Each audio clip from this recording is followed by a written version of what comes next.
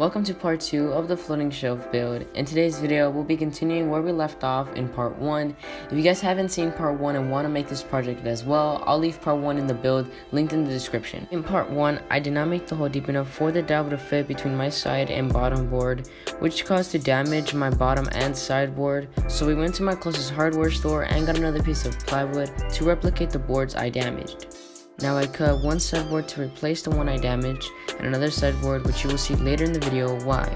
And now that I also cut a replica of the previous bottom board, we can start putting the boards together.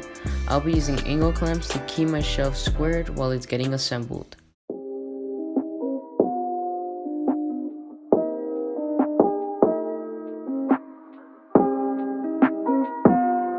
Alright, now I'm going to be sanding the boards that I just replicated before putting the boards together with 220 grit sandpaper.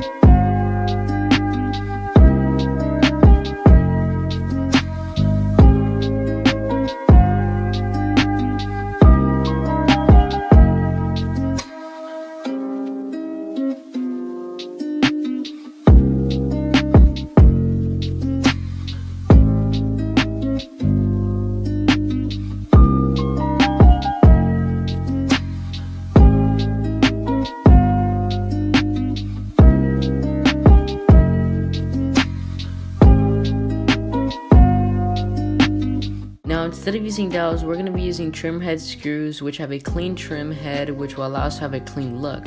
We are of course going to be using wood filler to cover those screw holes. The screws are thin so I won't split the wood when driving it into the wood. Now like I said before, we're going to be using the angle clamps to hold everything together.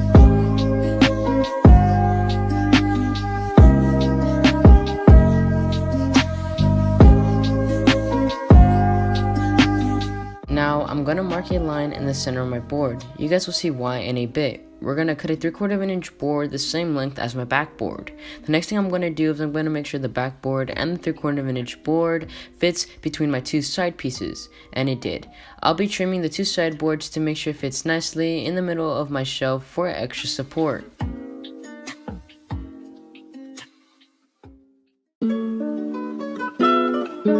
So I'm going to use the pocket hole jig to make the holes for the screws and be able to connect my backboard to the sideboards. Because the backboard of the shelf is going to be mounted on the wall, we don't have to worry about the screws in the back of the board. I'm going to use the 1 1/4 pocket hole screws to put the boards together.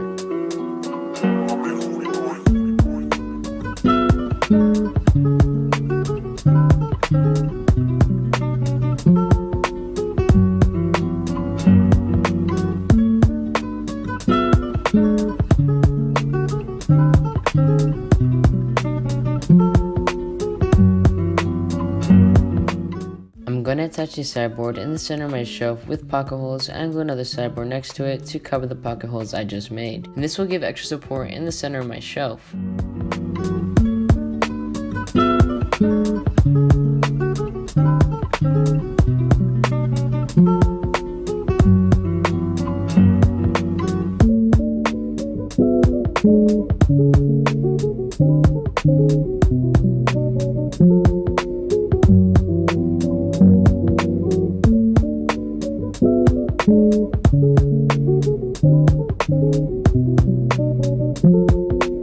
Just like before, I'll use angle clamps and the trim head screws to connect the bottom piece to the rest of the build.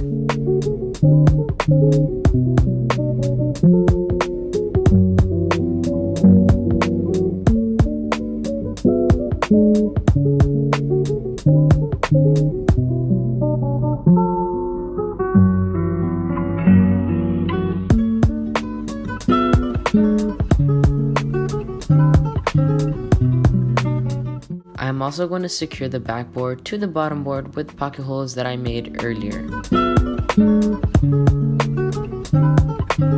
Now I will cut the front piece of the shelf. A cool trick I picked up when cutting boards with a circular saw is to measure from your blade to the edge of your saw and add that measurement to the length you want to cut.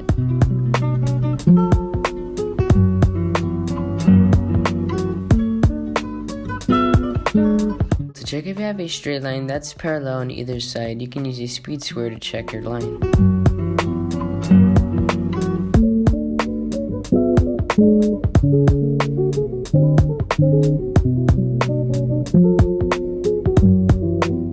I'll be using the natural all-purpose wood filler, which works best for lighter woods.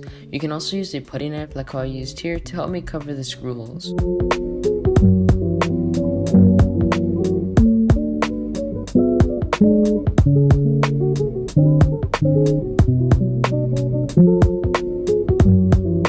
After, you're going to want to sand lightly over areas where you used wood filler with 220 grit sandpaper. Now that we almost have everything ready, we're going to sand the front board and the shelf itself.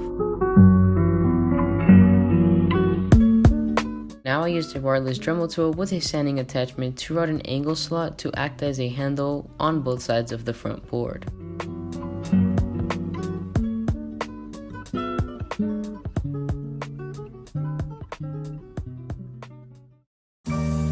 Now that we have prepped and cut all our boards, it's time to stain. I'll be using a Mission Oak water-based stain in Poly in 1.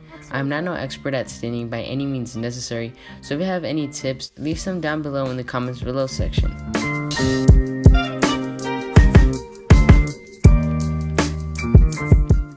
So I messed up when staining and forgot to place a scratch piece of wood under the board, so the stain ended up sticking to the cardboard like it did here. All I had to do was sand with 220 grit sandpaper to remove the stain that got stuck to the bottom of the board before sanding the bottom of the side.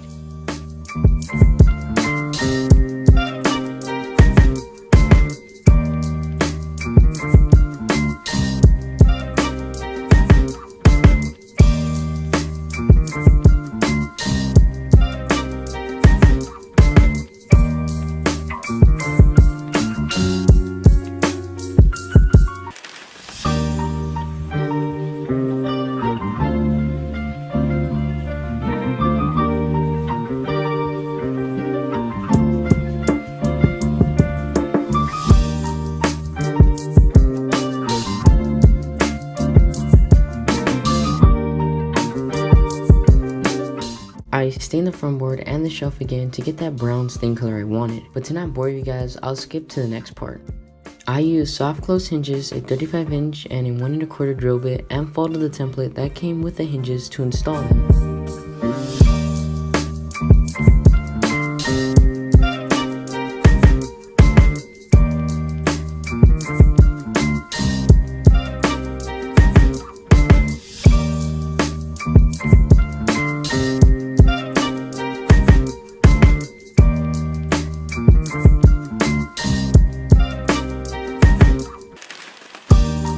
Next, I installed a soft down stay hinge with SDS 100 for the shelf.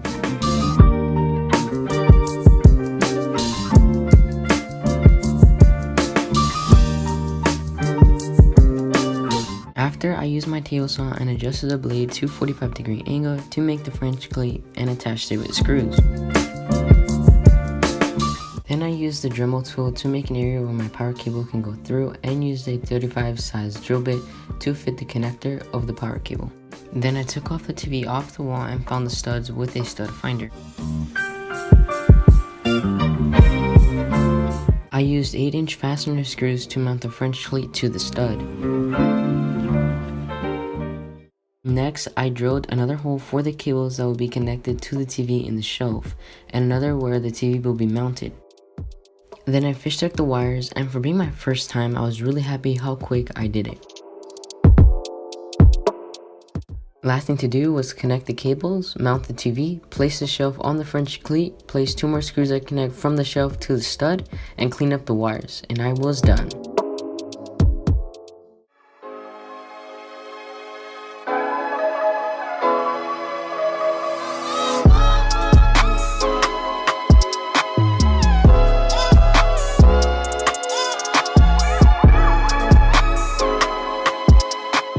Like how I said in part 1 of this project, this is my first ever project, and I'm really happy how this project came out. If you guys have any build ideas, make sure to comment them down below, and hope to see you guys in the next one.